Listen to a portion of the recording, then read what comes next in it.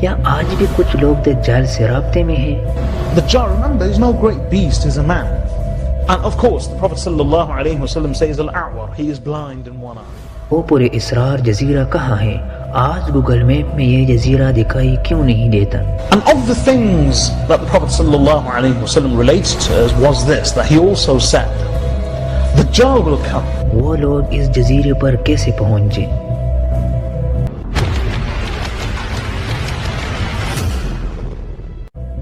ہم اس ویڈیو میں ان تمام سوالات کے جوابات جانیں گے۔ دجال وہ فتنہ ہے جس کے متعلق حضرت آدم علیہ السلام سے لے کر حضرت محمد صلی اللہ علیہ وسلم تک تمام پیغمبروں نے اپنے اپنے امتوں کو آگاہ کیا۔ یہ قیامت تک کا سب سے بدترین فتنہ قرار دیا گیا ہے۔ دجال شیطانی قوتوں کا حامل ہوگا، دنیاوی طاقتوں سے مالا مال ہوگا اور ان کے ذریعے دنیا میں تباہی مسلط کر دے گا۔ دجال اس وقت کہاں ہے اور کس حالت میں ہے؟ اس کے متعلق ایک عجیب و غریب روایت احادیث کی کتابوں میں ذکر ہوا ہے۔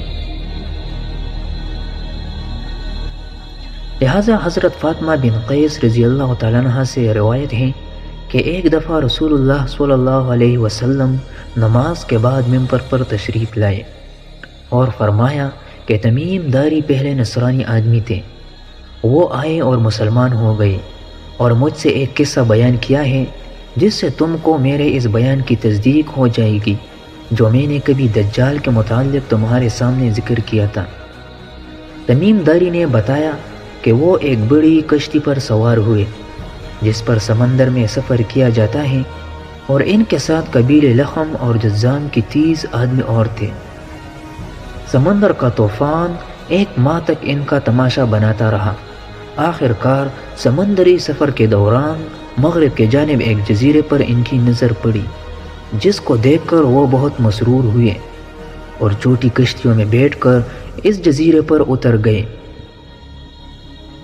جب وہ اس جزیرے پر گئے تو انہیں جانور کی شکل کا ایک چیز نظر آیا جس کے سارے جسم پر بال ہی بال تھے۔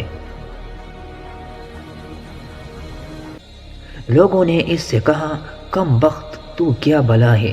وہ بولا، میں دجال کا جساسہ یعنی جاسوس ہوں۔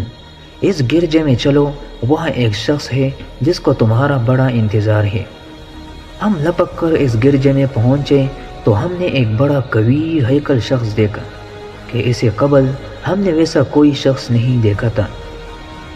اس کے ہاتھ گردن سے ملا کر اور اس کے پیر گھٹنوں سے لے کر ٹخنوں تک لوہے کی زنجیروں سے نہایت ہی مضبوطی سے جکڑے ہوئے تھے۔ ہم نے اس سے کہا، تیرا ناس ہو، تو کون ہے؟ وہ بولا، تم کو میرا پتہ لگ ہی گیا، اب تم بتاؤ تم کون لوگ ہو؟ انہوں نے کہا، ہم عرب کے باشندے ہیں، ہم ایک بڑی کشتی میں سفر کر رہے تھے، سمندر میں طوفان آیا اور ایک ماہ تک رہا، اس کے بعد ہم اس جزیرے میں آ گئے۔ اس نے کہا، مجھے یہ بتا کہ بیسان کے کھجوروں میں پھل آتا ہے یا نہیں؟ ہم نے کہا کہ ہاں آتا ہے۔ اس نے کہا، وہ وقت قریب ہے جب اس میں پھل نہ آئیں گے۔ پھر اس نے پوچھا، اچھا بحر تبری کے متعلق بتاؤ، اس میں پانی ہے یا نہیں؟ ہم نے کہا، بہت ہے۔ اس نے کہا، وہ زمانہ ان قریب ہے جبکہ اس میں پانی نہ رہے گا۔ پھر اس نے پوچھا، زغر کے چشمے کے متعلق بتاؤ، اس میں پانی ہے یا نہیں؟ اور کیا اس بستی والے اس کے پانی سے کھیتیوں کو سیراب کرتے ہیں؟ ہم نے کہا، اس میں بہت پانی ہے اور لوگ اس کے پانی سے کھیتیوں کو سیراب کرتے ہیں۔ پھر اس نے کہا، اچھا نبی امی کا کچھ حال سنا؟ ہم نے کہا، وہ مکہ سے ہجرت کر کے مدینہ تشریف لے گئے ہیں۔ اس نے پوچھا، کیا عرب کے لوگوں نے اس کے ساتھ جنگ کی ہے؟ ہم نے کہا کہ ہاں۔ اس نے پوچھا، اچھا پھر کیا نتیجہ رہا؟ ہم نے بتایا کہ وہ اپنے گردن نواح پر غالب آ چکے ہیں اور لوگ ان کی اطاعت قبول کر چکے ہیں۔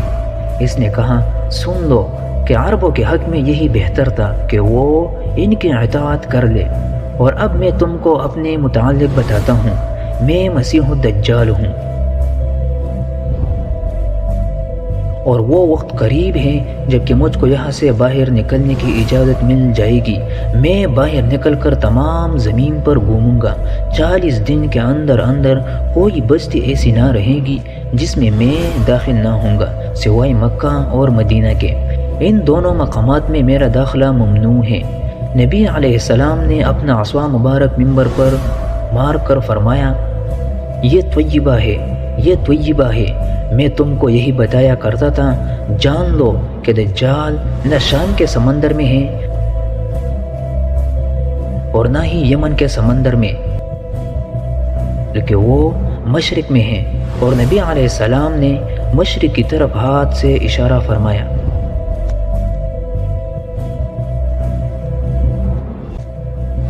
حضرت تمیم داری اور ان کے ساتھیوں نے جس جزیرے پر دجال سے ملاقات کی تھی، اس کا علم آج تک کسی کو نہیں ہو سکا، لیکن اس بارے میں بہت سارے دعوے کیے جاتے رہے ہیں کہ وہ پر اسرار جزیرہ کہاں ہے جہاں دجال زنجیروں میں جکڑا قید ہے۔ بعض لوگوں کا گمان ہے کہ بحر عرب میں موجود سقطرہ نامی جزیرہ ہی وہ جزیرہ ہے جہاں دجال قید ہے۔ یہ جزیرہ نہایت ہی عجیب و غریب مقام ہے۔ جزیرہ سقطرہ ملک یمن کا حصہ ہے اور ساحل سے 400 کلومیٹر کے فاصلے پر موجود ہے۔ اس جزیرے پر موجود چرند و پرند اور بہت سارے درخت باقی دنیا سے بہت مختلف ہیں۔ ڈریگن بلڈ ٹری نامی عجیب و غریب درخت بھی اسی جزیرے میں اگتا ہے، جس کے تنے سے سرخ رنگ کا عرق نکلتا ہے اور ایسا لگتا ہے جیسے اس درخت سے خون بہہ رہا ہو۔ اس کے علاوہ بھی اس جزیرے میں حیران کر دینے والے 700 اقسام کے درخت اور مخلوقات پائے جاتے ہیں۔ اس جزیرے پر ایک پہاڑ بھی موجود ہے جہاں ایک مشہور غار الحد بھی ہے جو 3 کلومیٹر طویل ہے۔ اتنا بڑا غار پورے مشرق وسطی میں کہیں موجود نہیں ہے۔ جیسا کہ حدیث میں ذکر ہے کہ دجال کا ظہور مشرق سے ہوگا اور ایسی جگہ پر ہوگا جہاں سے وہ مشرق وسطی کو متاثر کر سکے گا۔